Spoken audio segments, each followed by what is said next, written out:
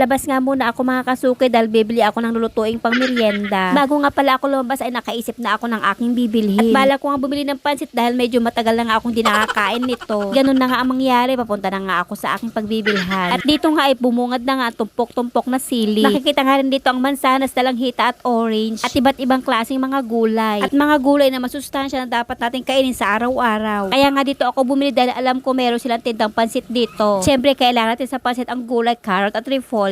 At naghanap nga ako ng beans pero sa pagkataong ito ay wala silang tinda dahil naubusan nga raw sila. Pero okay lang yung kahit papano ay meron tayong ihahalong gulay. At dito nga ay medyo malalaki ang repolyo tinda nila. Ang ginawa ko na lang ay pinahati ko na lang. Siyempre nga hindi mawawala ang bawang at sibuyas. At nasa 48 pesos nga ang tinimbang na hiniwang repolyo. At ang carrot naman ay nasa 15 pesos. At ang pansit bihon naman ay nasa 45 pesos. Bumili na nga rin pala ako ng squid ball para sa ihahalo natin sa lulutuin nga nating pansit. Nakauwi na nga ako sa aming bahay at daladala ko na nga ang aking pinamili. At dito nga ay niready ko na ang aking mga kailanganin sa aking pagluluto. Di na nga pala ako bumili ng pansahog nating manok or baboy. Dito nga ay meron pang natitira dito sa aming rep. Dahil nga nung nakaraan na nagluto nga ako ng sopas ay hindi ko naman nilagay lahat. At dito nga ay kailangan na nga natin itong pakuluan. Sa pagmamadali ko nga ay naiwalan ko pa yung plato sa rep. Nagready na nga pala ako ng malaking kaserola at nilagyan na namin ng tubig at nilagay ko na rin ang manok para pakuluan nga ito. Naglagay na nga rin pala ako ng asin para pandagdag natin ito sa pampalasa. At habang pinakukuluan ko naman ito, naghugas na muna ako ng pinggan para walang kalat dito sa aming lababo. Pagkatapos ko naman maghugas ng pinggan ay nagready naman ako maghiwa-hiwa sa ating mga ricado. At dito nga ay naghiwa na nga ako ng bawang at sibuyas. At pagkahiwa ko naman ito ay sinundan ko naman ng carrot at repolyo. Isa nga sa carrot at repolyo ang mga masustansyang kailangan nating gamitin sa ating pagluluto. Hiniwa-hiwa ko nga lang ito hanggang sa matapos na ito. Hinati-hati ko na rin ang binili ko nga squid ball. At bukod nga si squid ball, kikiam din ang pwede nating ihalo nga dito. At di nga nagtala ay nahimay-himay ko na nga pinalamutan namin kaninang manok. At ito naman yung kainang hiniwa-hiwa nating carrot, bawang at sibuyas, squid ball at repolyo. Tara guys, sa mga paborito ng pansit bihon, tara samahan niyo po ako magluto, merienda ng pansit bihon. Nagready na nga ako ng malaking kawali at naglagay na rin ako ng mantika. Antayin lang natin uminit ang mantika at maglagay na tayo ng bawang at sibuyas. Ang next naman ay yung kaninang manok na hinimay-himay natin kanina. Sumunod naman ay ang squid ball. Luin nga natin ito saglit at ang susunod naman natin ilalagay ang carrot. Tulad din kanina, halu-haluin natin ito saglit at ang susunod naman natin ay ang repolyo. Ganda nga talaga pag may mga ganitong mga halong gulay, masarap na nga, masustansya pa. Ang mailagay ko na nga ang repolyo ay naglagay na rin ako ng oyster sauce at halu-haluin nga natin ito. Half cook lang naman ang ating iluluto dito. At na maging okay na nga, i-set aside lang natin ito. Isang kawali nga kung saan ito nga ay ginamit natin kanina. Nilagyan na nga natin ng tubig na kung saan ito nga ay ginamit natin sa pagluluto kaya na ng manok. Lagyan nga natin ito ng toyo, halu-haluin natin at ilagyan na rin natin ito ng chicken cubes. Tayo lang natin itong kumulo para ilagay na natin ang pansit bihon. At makalipas na nga ilang minuto ay makikita natin kumukulo na nga ito. Kailangan na natin ihulog isa-isa ang pansit bihon. Maglalagay pa pala tayo ng magic sarap. At halu-haluin nga natin ito at kailangan na natin ilagay ang pansit bihon. Ilagay nga natin ito isa-isa at halu-haluin na nga natin ang simpleng putahe nga na ito ay sigurado kukumpleto sa ating kainan. Lagi nga itong inihahain sa lahat ng handaan. Subukan yung lutuin ang pansit bihon. Tiyak magugustuhan nga ng inyong pamilya. At kung kinakailangan pa natin magdagdag ng kaunting tubig at toyo hanggang tumaba nga ang pansit bihon. Ang pansit bihon nga na ito ay pang merienda, hindi lang pang pamerienda, pang ulam pa. O diva? Dagdag na nga rin pala ako ng kaunting tubig at toyo dito. At sa pagkatong ito nga ay malapit na nga itong maluto. Kailangan na natin ilagay ang sinet aside natin kayo ng mga gulay. Ito na nga guys, ang mga gulay. Pagsamahin na natin ito sa ating nilutong pansit. Pagkalagay ko na nga dito ay hinalo-halo ko na nga ito para magmix ang nilagay nga natin na gulay. Napakasarap talaga ng pansit lalo na't may mga kasama itong mga gulay. At bukod nga sa sahog na manok or baboy, pwede naman ihalo natin ang hipon o sugpo. Nagalagay din sila ng itlog ng pugo. Depende naman sa atin yung kung gusto natin haluan ng mga ganon. Ang mahalaga ay maluto natin ang pansit bihon. At heto na nga guys, nakaluto na nga ako ng pansit bihon. Napakasarap talaga at malinamnam. Luto na rin kayo at para maihain natin sa ating pamilya. Salamat po!